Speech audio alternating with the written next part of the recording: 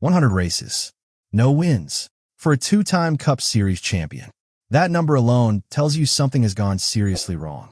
But the events of Martinsville Speedway in 2026 didn't just confirm what many already suspected. They put on full display for the entire NASCAR world to see.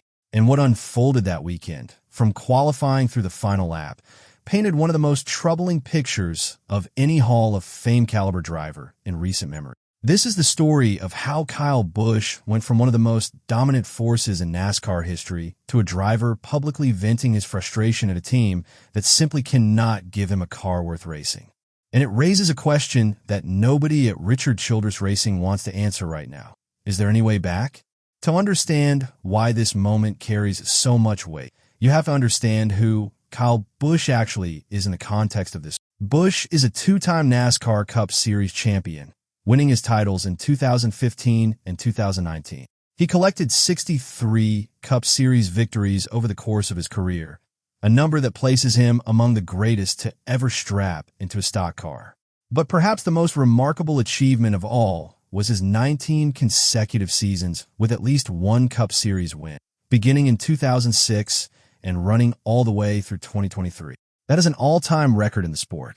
Not one driver in the history of NASCAR had put together a run like that. For 15 of those seasons, Busch drove for Joe Gibbs Racing, where he built the foundation of that legacy. 2 championships, dozens of wins, and a reputation as one of the sharpest technical minds in the garage. But after the 2022 season, everything changed. Sponsorship negotiations collapsed. Contract talks broke down. And Busch found himself in an almost unimaginable position, leaving JGR and looking for a new home. The team that stepped up was Richard Childress Racing.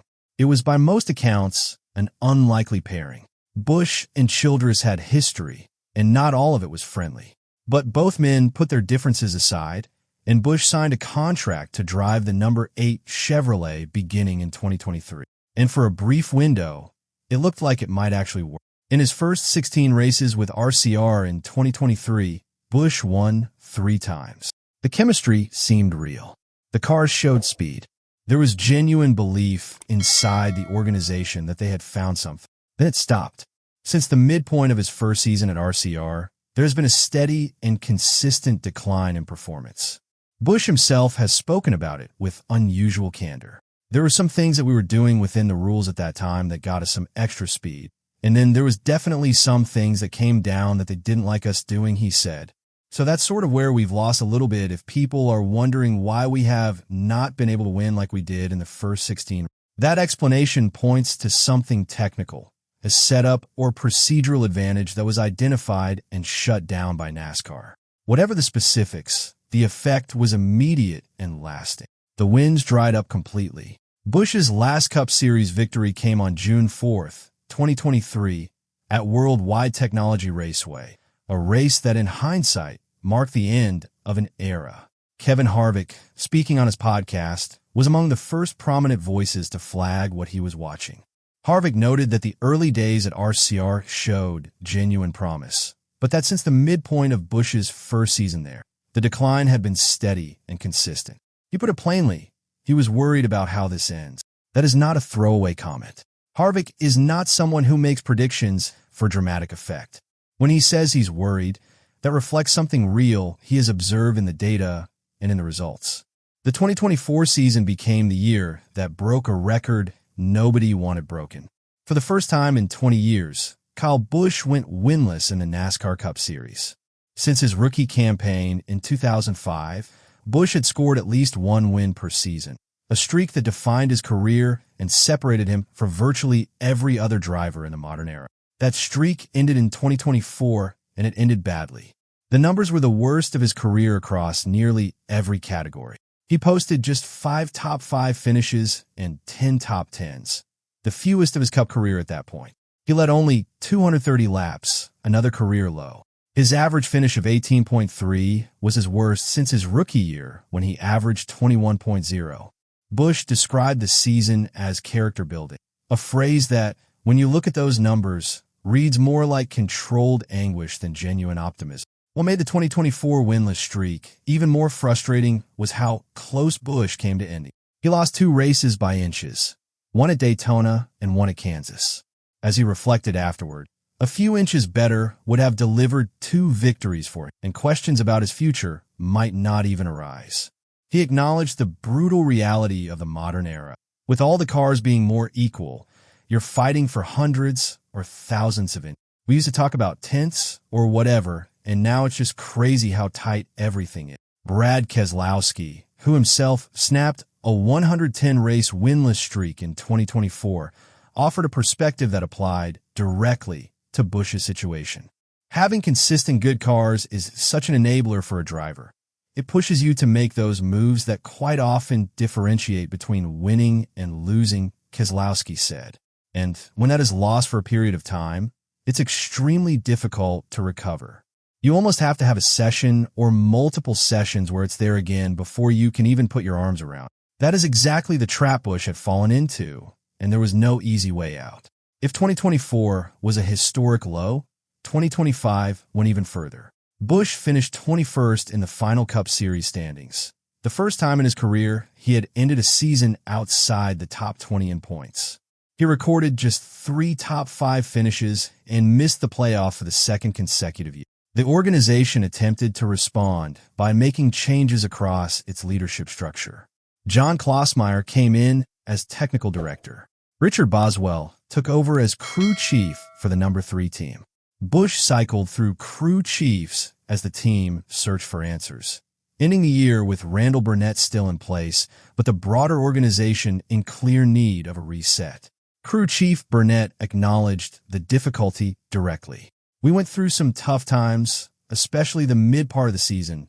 We had a lot of stuff not go our way, not pan out for us, he said. At the beginning, with all the short tracks stacked up at the beginning of the year, we didn't come out with great speed at those places and had a lot of work to do. Despite the struggles, RCR picked up the option on Busch's contract and committed to him for the 2026 season.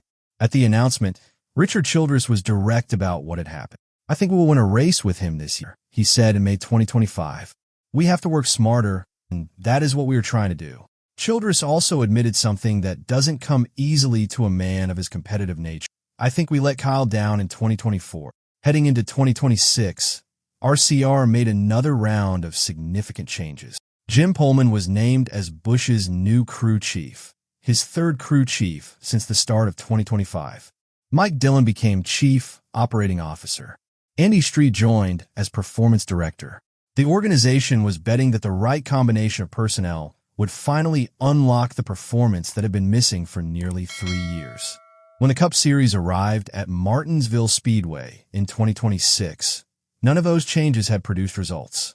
Through 7 races, Busch had 0 top 10 finishes, a best effort of just 12th place at Circuit of the Americas, and sat 24th in points, 8 spots below the chase cutoff. Then qualifying happened, and it told the full story before the race even began. Denny Hamlin took the pole with a lap of 19.275 seconds. The front of the field was sharp.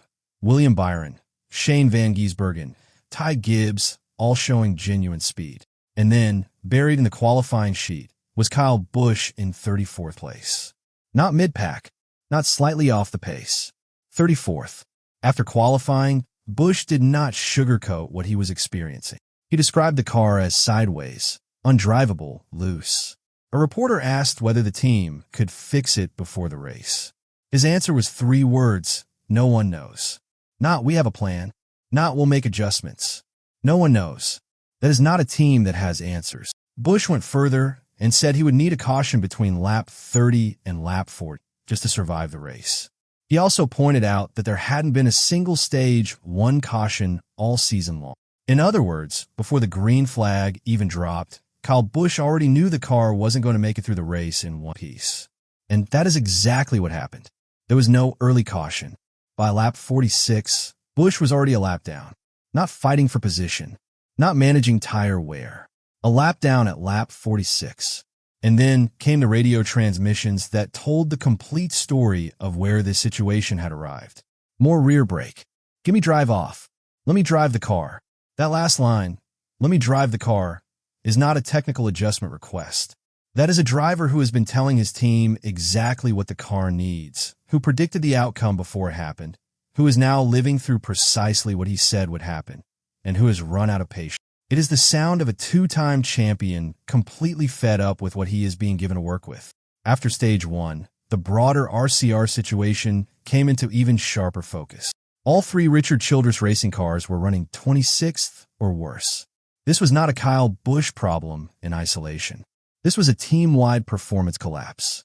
The entire organization was struggling at a level that extended far beyond one driver, one setup, or one race week. Busch finished 21st, posting a driver rating of 41.0, both his worst mark of the 2026 season and his worst ever showing at Martinsville in his entire career. For context, the series leader Tyler Reddick was posting a driver rating of 110.0 through the same 7-race stretch.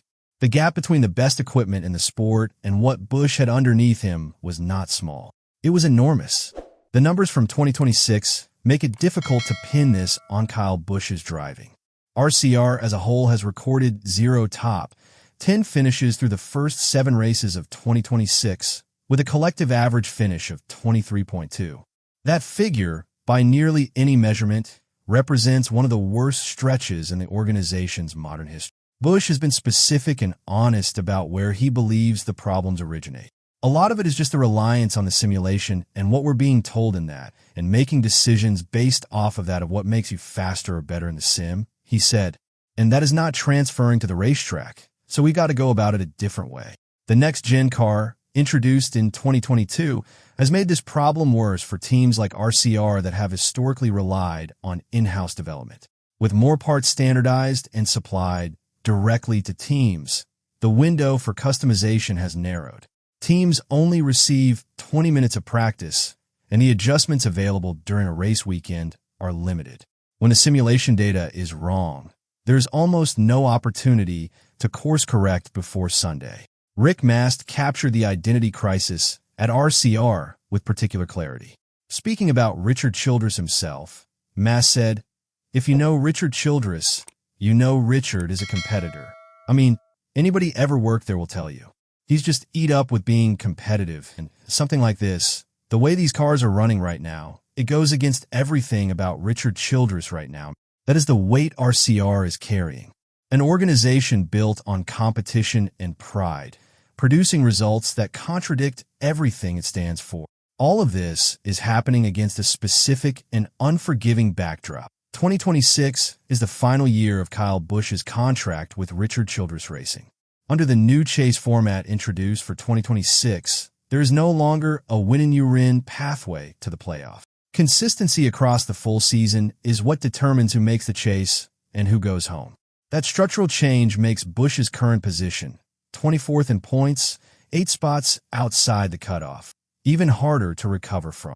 As Christopher Bell noted about the new format, I think everybody knows the importance of maximizing your day now, where in the previous format you didn't have to maximize your day.